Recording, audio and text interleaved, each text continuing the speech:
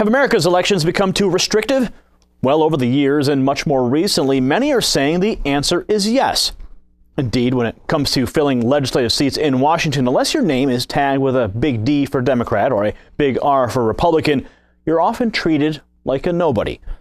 The independent candidate usually gets scant press coverage, and that's assuming that the Democrat-Republican machine does not deny ballot access to independent contenders.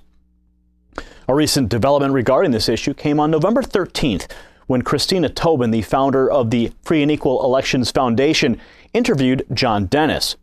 Dennis ran for Congress 3 times against incumbent California Congresswoman Nancy Pelosi.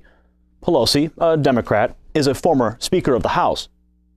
Now, a Free and Equal news bulletin noted Dennis has been endorsed by a wide array of influential individuals, including Congressman Ron Paul and former Green Party vice presidential nominee Matt Gonzalez, due to his unifying message of peace, justice, and liberty.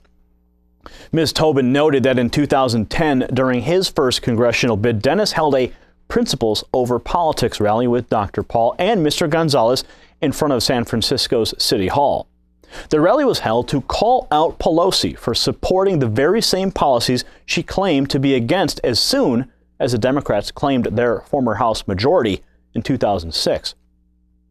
Despite their own political differences, Paul and Gonzalez stood together to say that wars, public surveillance, and unhinged corporatism do not suddenly become acceptable just because a new party in power comes to Washington. In other words, Paul and Gonzalez stressed that whether under a Republican or Democratic banner, unconstitutional wars, a spy state, and writing laws to unduly benefit corporations are always wrong. When establishment politicians are asked to step outside the box and actually address issues in the real world, they usually run for cover. So, true to form, this year Pelosi rejected a debate invitation from Free and Equal. The debate, slated for San Francisco's Regency Ballroom back on October 16th, would have included Mr. Dennis. But here's the twist. Dennis actually ran as an independently minded Republican, yet Pelosi still declined to debate him. The same cold shoulder is extended to all the alternative parties whose candidates, by and large, are not allowed to even appear in national debates televised by the big networks. As for Pelosi, Free and Equal noted, quote, the debate would have marked the first time since 1992 that Congresswoman Pelosi appeared in a forum of any type with any opposing candidate.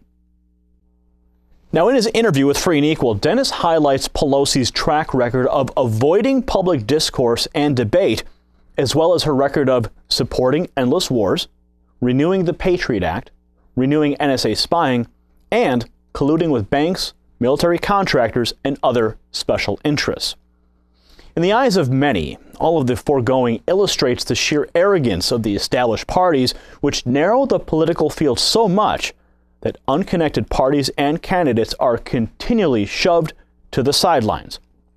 With the midterm elections just completed and the wheels already turning for the 2016 presidential elections, Free and Equal raises a key issue. The real question is whether Americans will stop electing pre-selected big party candidates and instead seek out those truly independent souls who are unafraid to challenge and change the system for the better.